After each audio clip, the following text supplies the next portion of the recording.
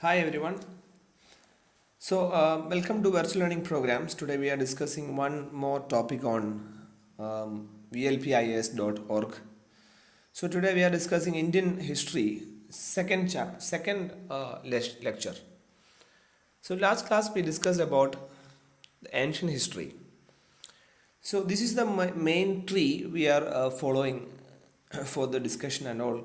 So the sources of ancient history, literacy sources, we started with the religious literature, and in that religious literature we started with the Brahmin and Vedic literature. And in Vedic literature we talk about Vedas and four types of Vedas and the sub points. Now we are discussing the second topics.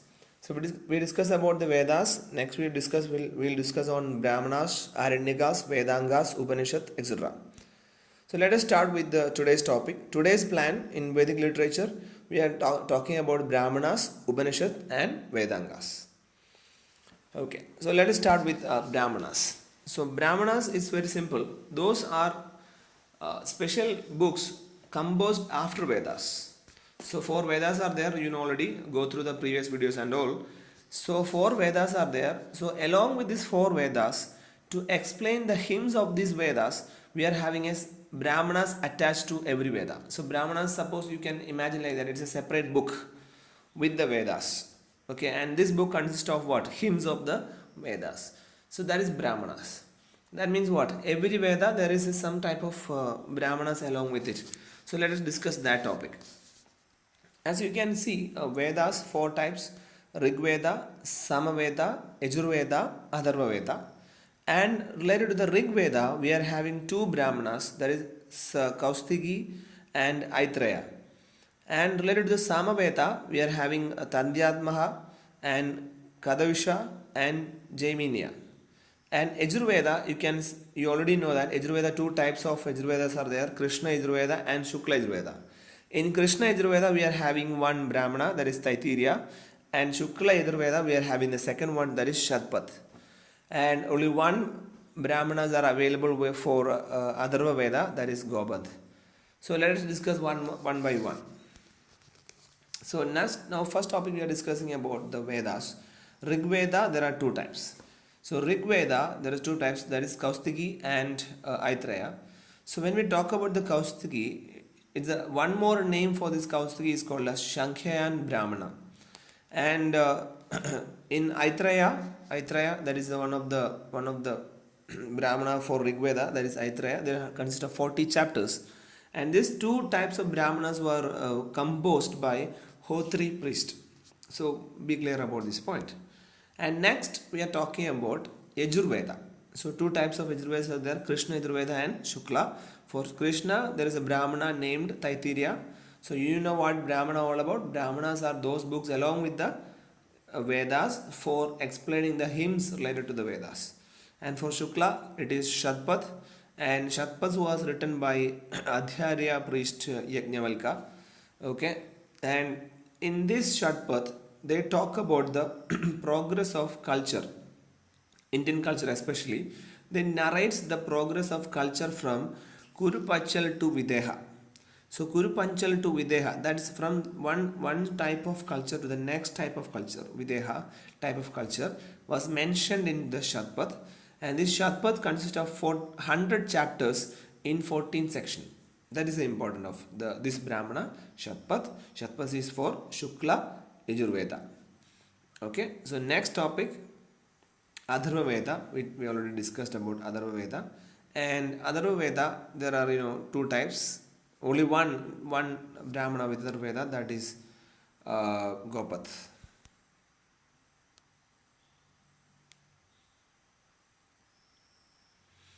And the next one, Mahabhashya. Mahabhashya, the term Mahabhashya means commentary.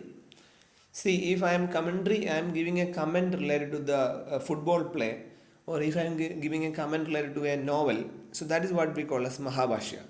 So there is Mahabhashya by Patanjali related to the branches, almost thousands of branches of Samaveda. He described about this Samaveda more.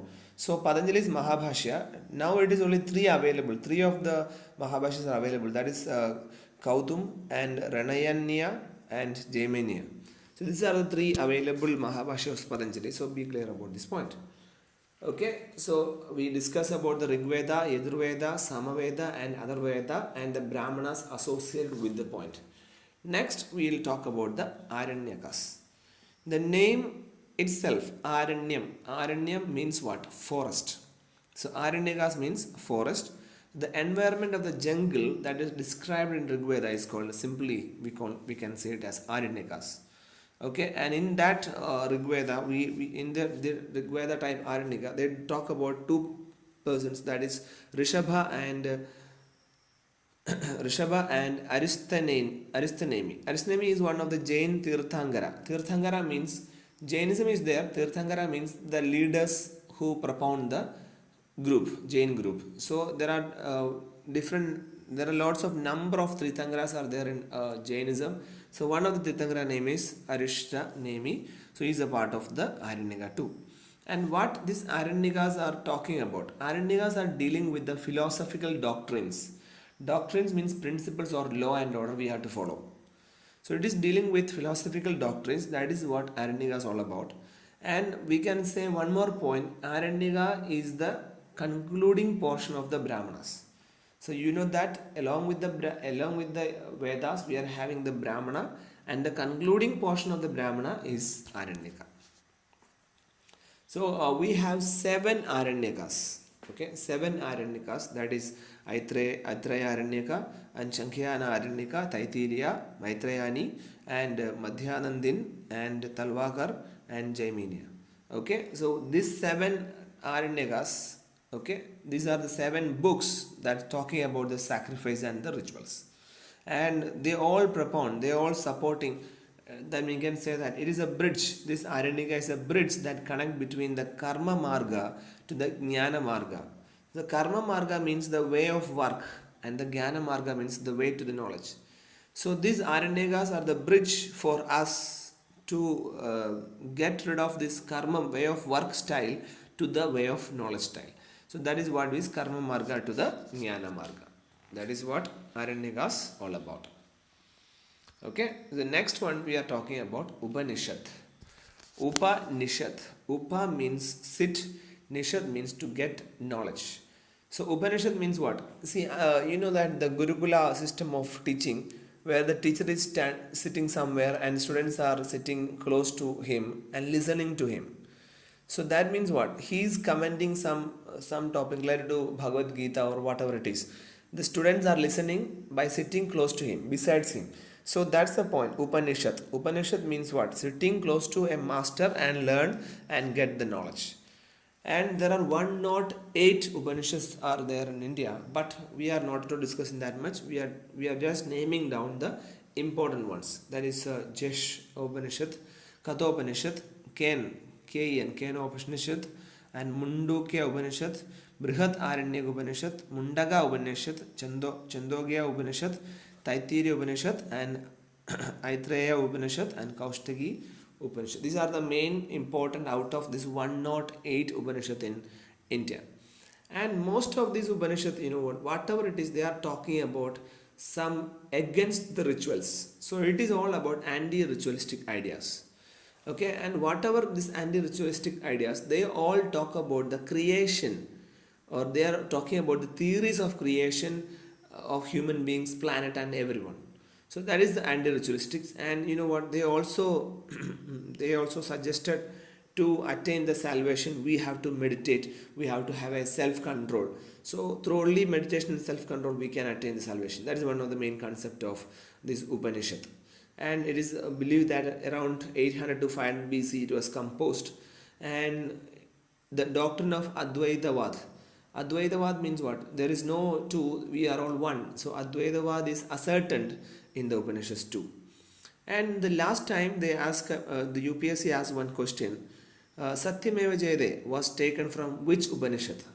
Okay, so that was the question we had to face from this portion. So Satyameva Jayade was taken, the idea, the concept was taken from Mundaga Upanishad. So we had to mention this point. And now we are talking about whatever work we discussed in this Upanishad, we call that as Srutis. Srutis means, you know what? revelations or srutis. Sruti simply means hearing something. You are getting to listen to it. So hearing to the soul, what your soul is talking about, when you meditate, when you have a self-control, that how the brain will react, how your mind is reacting, how can you hear the voice of the soul, voice of the soul. So that is what Shruti all about. The term Shruti. Okay, so that is the main important points related to the Upanishad. Now we are talking about the next topic, that is Vedanga. Veda Anga. Vedanga means what? The branches of Vedas. And as you can see in this slideshow, there are Shiksha Vedanga, Kalpa Vedanga, Vyakarana Vedanga, Nirukta Vedanga, Chanda Vedanga, Jyotisha Vedanga. So it is a sub part of Vedas. So Jyotisha, we all know that it is astronomy, and Chanda means Acharya Finge was talking about, one of the Acharyas, main important Acharyas talking about this Vedanta. And Nirukta means etymology. Etymology means the origin of word. Okay, suppose differentiate or Sanskrit word, any of the Sanskrit word, every of the English words, whatever the words it is, the root of the word, the meaning of the word, the grammar of the word, this whatever topic related to the words, words is talken, letters and words are talken, it is in etymology, that is Nirukta Vedanga. And Vyakarana, as the name indicates, is Vyakarana means grammar. Kalpa, it is a point related to rituals, duties, sanskar and all. But in Shiksha means they are teaching how to pronounce. The pronunciation is a part of Shiksha. So these are the main important 6 important Vedangas. So by heart this all and correlate the points with it. Okay, and the next session we are talking about the Vedic literature, Sutras, Smritis and Puranas. Okay, so let's wait for the next session. Hope you enjoy these sections. Have a great day.